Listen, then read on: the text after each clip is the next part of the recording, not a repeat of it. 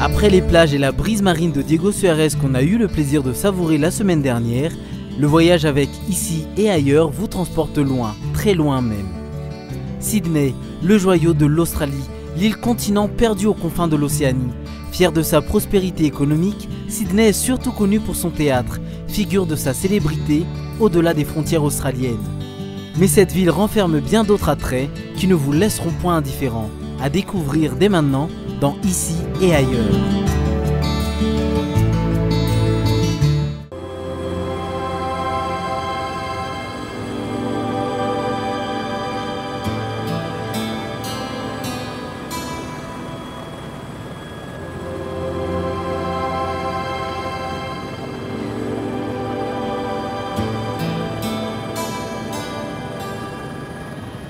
Sydney, sans doute la ville la plus emblématique d'Australie. Les raisons en sont relativement simples.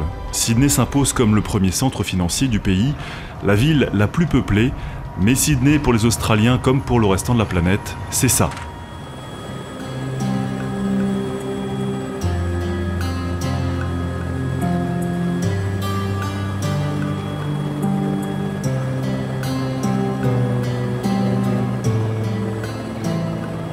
L'Opéra et le Harbour Bridge, deux monuments uniques en leur genre, deux monuments entièrement tournés vers la mer, comme le restant de la cité.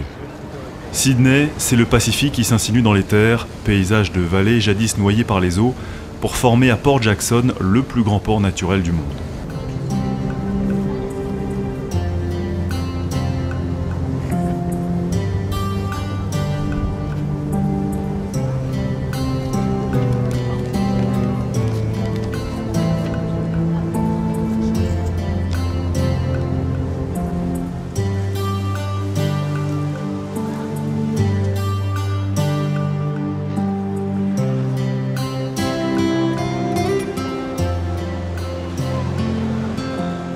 Sydney, c'est donc plus de 70 plages dans la zone urbaine, mais c'est aussi une ville moderne, avec ses buildings et des réalisations immobilières amplifiées depuis 10 ans.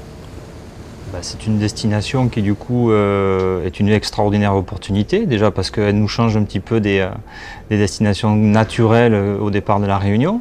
C'est aussi un continent qui nous est ouvert, et ça grâce aux deux compagnies qui la proposent, on arrive à avoir vraiment maintenant quelque chose de très très sympa avec des thématiques qu'on ne retrouvait pas forcément avant son apparition. Donc c'est un élément plus que positif. Les paillettes y viennent régulièrement et chaque nouvelle visite offre toujours son lot de découvertes. On va dire qu'on est toujours surpris. C'est difficile de ne pas être surpris par gérer la propreté déjà de la ville, la hauteur des bâtiments. On n'a pas du tout l'habitude. Sur l'île de la Réunion, tout est à hauteur bien moindre. Donc là, c'est vrai que c'est très agréable. Il faut dire que Sydney a changé de visage depuis 2000 et les Jeux Olympiques. Le gouvernement australien et l'État de Nouvelle-Galles du Sud ont énormément investi pour optimiser les retombées de cet événement planétaire. Il y a eu beaucoup de changements depuis 2000 et les Jeux Olympiques. Ce fut très excitant. Grâce à tous les médias présents, nous avons pu augmenter la notoriété de Sydney aux 4 coins du monde.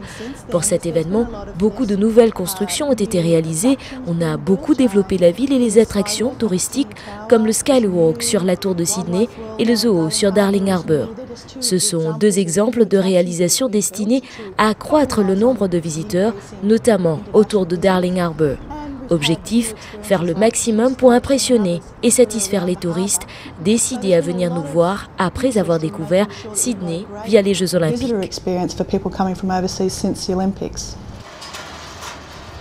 Le Skywalk, c'est ça. Une balade à 260 mètres du sol, au sommet de la tour de Sydney, en plein centre-ville. La tour a été bâtie en 1991. Elle culmine à 260 mètres de hauteur. C'est tout simplement la plus haute construction ici à Sydney. Pendant l'hiver austral, la fraîcheur et les rafales de vent rendent l'expérience encore plus impressionnante, mais le spectacle en vaut vraiment la peine. C'est impressionnant parce qu'on peut se rendre compte de l'étendue de Sydney et surtout de là où s'insinue la mer, quoi. Il y a des bateaux de partout, ce qui crée une ambiance complètement particulière à Sydney.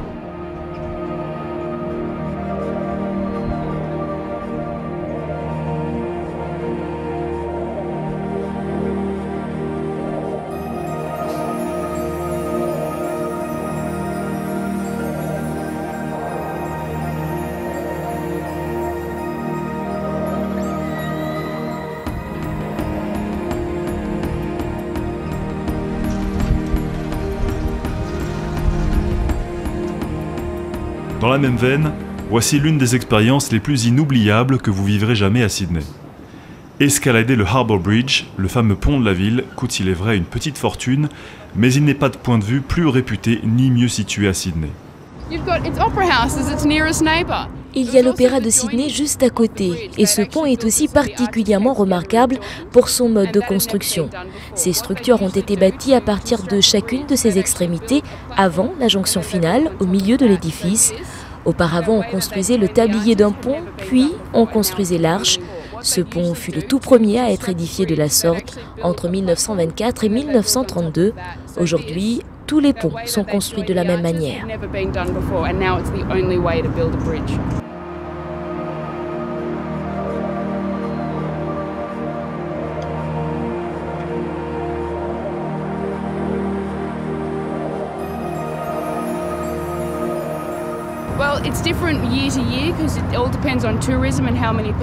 Du monde entier, de nombreux touristes viennent visiter le pont de Harbour Bridge. Il y a environ 60 000 visiteurs par an. Il y a beaucoup de vent et pour la sécurité, on met tous des combinaisons.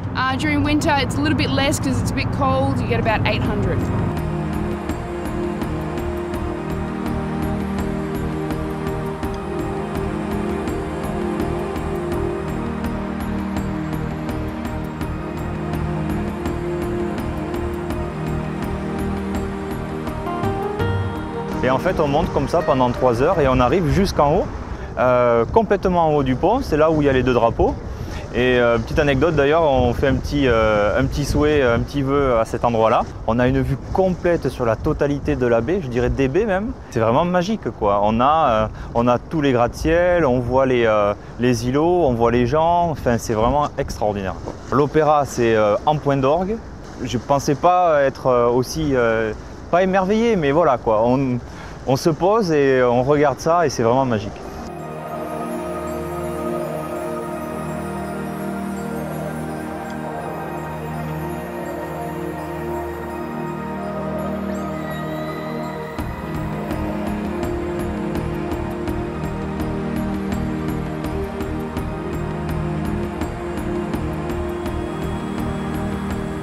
L'Opéra de Sydney fait lui partie des œuvres architecturales majeures du XXe siècle. Tout droit sorti de l'imagination de l'architecte danois Jørn Utzon, il fut bâti entre 1956 et 1973, date de son inauguration. L'édifice associe divers courants innovants, tant du point de vue de la forme architecturale que de la conception structurelle.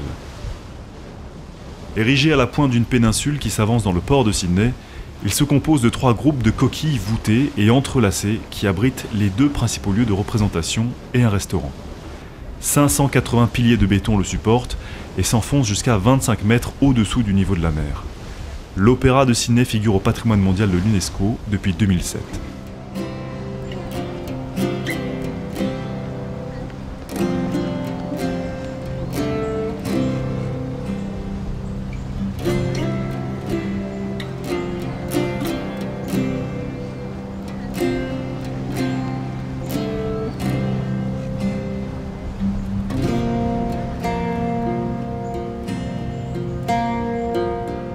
Sydney accueille presque 10 millions de touristes chaque année et plus de 2,5 millions viennent de l'étranger. Ceux qui parcourent la plus grande distance pour s'y rendre sont sans doute les Français. Ils étaient près de 56 000 en 2008. Australia is very multicultural. We have a lot of different nationalities living here. Sydney est une ville multiculturelle. Beaucoup d'étrangers y vivent comme dans le reste de l'Australie. Il y a beaucoup d'influences asiatiques, mais aussi européennes.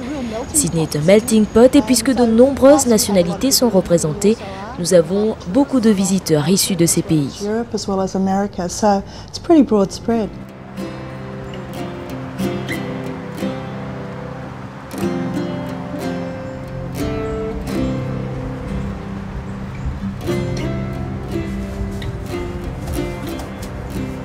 Alors le gros avantage de Sydney, c'est qu'on peut facilement se déplacer et on a mis en place des passes qui permettent aux gens d'avoir la totalité des moyens de transport à leur service. Donc ils choisissent le nombre de jours et à fonction de ce créneau-là, ils vont pouvoir se balader en monorail, en bus touristique, ils vont pouvoir se balader en ferry et tout ça à des tarifs assez raisonnables puisque au-delà du pass, il y a aussi des activités qui sont proposées. Donc c'est vraiment un plus extraordinaire que Sydney propose. Direction Darling Harbour, le site touristique par excellence au sens noble du terme. Les attractions y sont nombreuses, comme les cafés, bars, restaurants et boutiques. C'est l'un des sites qui a le plus bénéficié des investissements liés aux Jeux Olympiques il y a 10 ans. On y trouve notamment un cinéma en 3D et l'aquarium de Sydney. C'est un aquarium qui me plaît beaucoup dans le sens où vous êtes au milieu des poissons, puisque vous avez des tubes de verre au travers desquels vous circulez et vous avez donc au-dessus de votre tête les raies, les requins, tous les poissons, tous les animaux que vous pouvez trouver dans le milieu marin.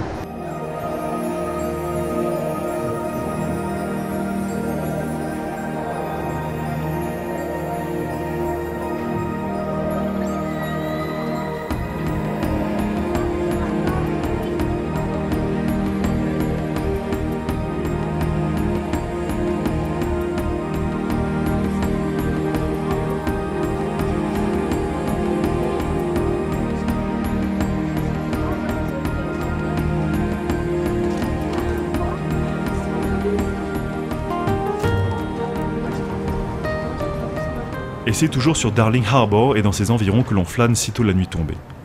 Le rythme australien se prend très vite, c'est peut-être l'un des plus agréables au monde. Les gens à Sydney, à peine ils ont fini de travailler, ils sortent. Ils sortent où? Ils vont boire un verre avec copains de travail, amis qu'ils retrouvent. Donc à partir du moment où le travail est terminé, il y a une seconde vie qui redémarre. Donc les bars s'animent, on voit les gens partir un peu partout, ils mangent à n'importe quelle heure, ça aussi c'est assez rigolo. D'habitude dans une grande métropole, il y a toujours un temps on va dire, où on reprend son souffle, où la ville se calme un petit peu pour redémarrer. Ici non, les gens ont fini de travailler. Ils passent à autre chose et l'autre chose c'est l'amusement, c'est le divertissement, c'est boire un verre avec les copains, aller voir un match de rugby. Ils sont très sportifs, les chaînes de télé quasiment passent en boucle des événements sportifs, ce qui fait que ça s'arrête pas. Il y a vraiment toute une vie, ça bouge à 100 à l'heure et ça c'est vraiment incroyable. Alors quand on est en vacances ici, on est un petit peu dans cette mouvance, ce qui fait que on croque ça à pleines dents et ça s'arrête pas. On a senti un petit flottement lundi parce qu'en effet lundi, ça se calme un tout petit peu, c'est le moment où les gens arrêtent de sortir puisque ça dure jusqu'au dimanche soir et ensuite ça redémarre, donc en fait ça s'arrête quasiment jamais, quoi.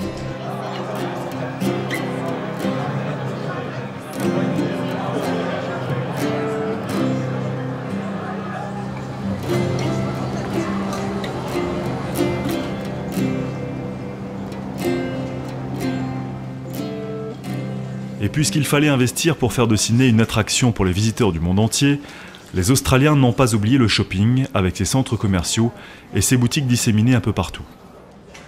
Et au niveau des vêtements, on retrouve aussi des influences de différents pays.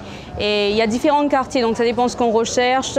D'un côté, il y a le Victoria Building, le Queen Victoria Building, où là c'est vraiment des marques internationales, des vêtements un peu plus jeunes. On ira plus vers Bondi Junction. Et après, si on recherche plus des surfwear, là c'est plus sur les plages, donc soit Bondi Beach, soit Manly Beach.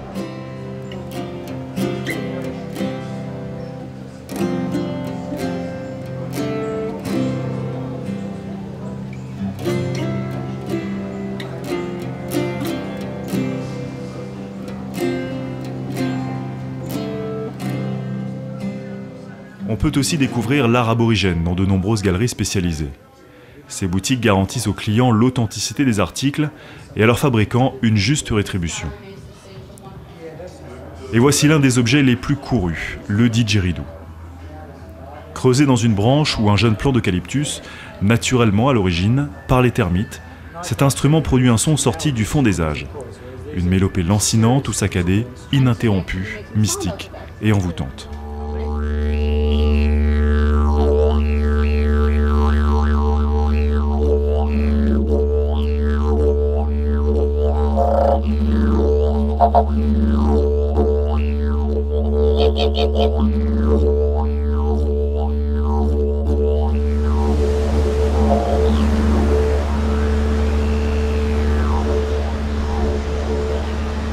Donc pas venir à Sydney, ne pas aller à la plage.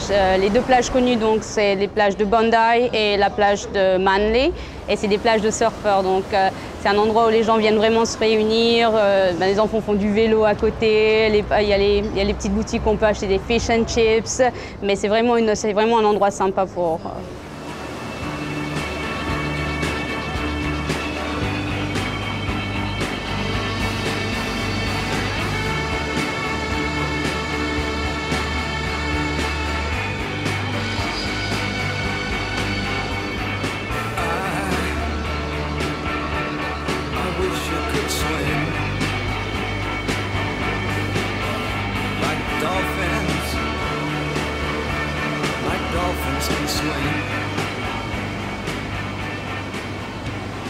Voici la plus célèbre, la plus longue aussi, Bondi Beach, qui s'étend à l'est de la ville, à peine 7 km du centre. La renommée de ces sauveteurs, tous bénévoles, a fait le tour du monde.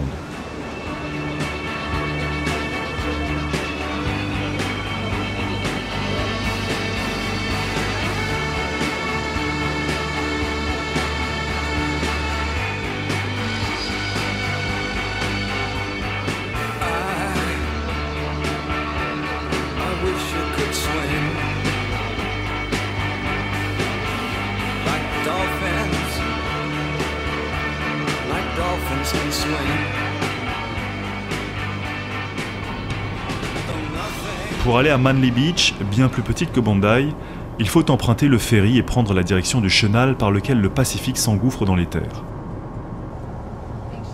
Dans cette ville tournée vers l'océan, on prend aussi bien le bus que le métro aérien ou le ferry. Et c'est uniquement en ferry que l'on peut se rendre au zoo de Sydney, implanté sur la rive nord de la baie. Même s'il est toujours préférable d'observer les animaux dans leur habitat naturel, visiter ce zoo, c'est une occasion unique d'apercevoir les animaux endémiques d'Australie et de découvrir l'un des plus beaux panoramas de Sydney. We've got a big focus of Australian animals here at Taronga Zoo. Nous avons 5 espèces d'animaux emblématiques d'Australie dans le zoo de Taronga. Nous avons mis en place un programme pour aider à la réintroduction d'animaux endémiques tels que le diable de Tasmanie. Notre souhait est de montrer d'autres espèces exotiques telles que les lions, girafes et éléphants. Le tout présenté dans un cadre somptueux, ce qui fait de ce zoo une superbe attraction fantastique. Seals and all sorts of things, which is fantastic.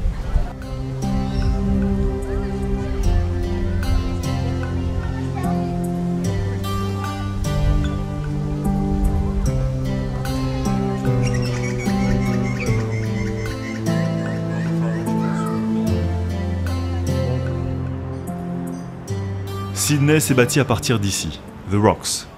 C'est le quartier le plus ancien de la ville. Les premières constructions ayant été élevées en 1788 par des bagnards anglais condamnés aux travaux forcés. Des bâtisses en blocs de grès, d'ailleurs à l'origine du nom du quartier.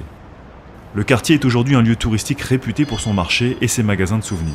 C'est là que travaille Pierre dans une boutique de rugby, là où il allait vivre une aventure aussi inattendue qu'extraordinaire. Je suis venu pendant un an, parce que mon visa c'est le Working and Holiday Visa, c'est pendant un an. Et je m'étais dit, donc pendant les 6 mois d'hiver, en fait je travaille, je gagne de l'argent, et après avec cet argent-là, je m'achète un van, et je fais le tour de l'Australie pendant les 6 autres mois. Et jouant en rugby en France, je vois cette boutique de rugby, donc je me dis tiens, une boutique de rugby, je vais quand même aller faire un tour dedans. Et qui je vois derrière le comptoir, un ancien joueur des Wallabies qui s'appelle David Campese. David Campese, surnommé Campo, c'est l'un des meilleurs rugbymen australiens de l'histoire. Une sorte de Zinedine Zidane du ballon ovale. À son palmarès, la Coupe du Monde de 1991, le titre de meilleur joueur du tournoi, plus de 100 sélections et 3 Coupes du Monde disputées. That was my life playing rugby. Now this is my life. You know, for me it's not unusual. J'ai eu ma carrière de joueur de rugby. Maintenant, c'est ça ma vie professionnelle. C'est mon quotidien. Pour certaines personnes, ça peut paraître étrange de voir un ancien international de rugby travailler, faire le café. Et c'est comme cela que ça se passe quand on prend sa retraite sportive. On doit ensuite construire sa vie. You know, this is part of life that you have to endure after you play international sport. À une centaine de kilomètres à l'ouest de Sydney s'étendent les Blue Mountains, qui tirent leur nom des reflets bleutés des feuilles d'eucalyptus qui recouvrent leur sommet. Longtemps réputés impénétrables par les premiers colons, ces Blue Mountains ne furent traversés qu'en 1813 par 3 explorateurs, ouvrant la voie à la colonisation de grandes plaines fertiles. Aujourd'hui, le site est largement fréquenté par les touristes et propose de multiples points de vue et activités.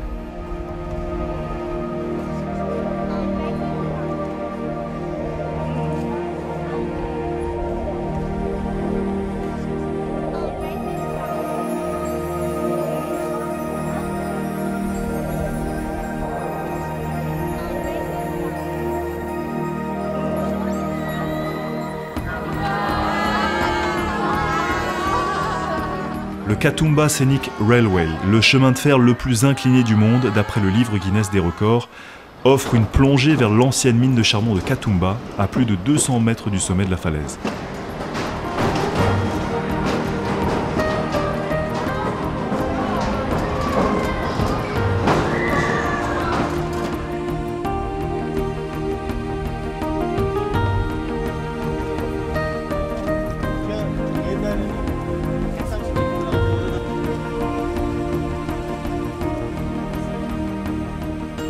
Un téléphérique au plancher de plexiglas permet lui de contempler la vallée en contrebas, une vallée recouverte de forêts tempérées.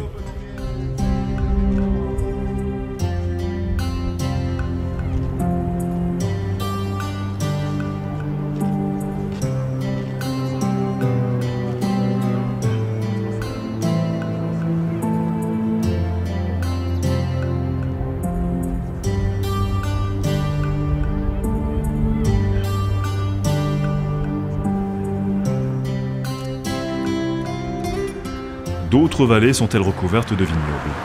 À 180 km au nord-ouest de Sydney, la Hunter Valley s'impose comme la région viticole la plus développée d'Australie, avec plus de 120 domaines.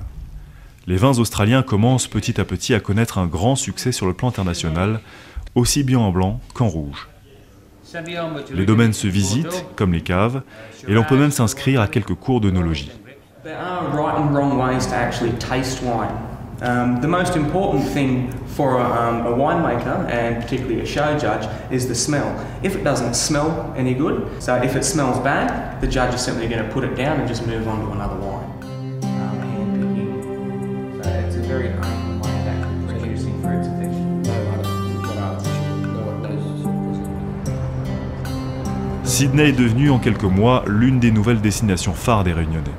There's now terrific access to Sydney that C'est de plus en plus commode de venir en Australie. Il y a 2 compagnies aériennes qui desservent Sydney 3 fois par semaine au départ de la Réunion.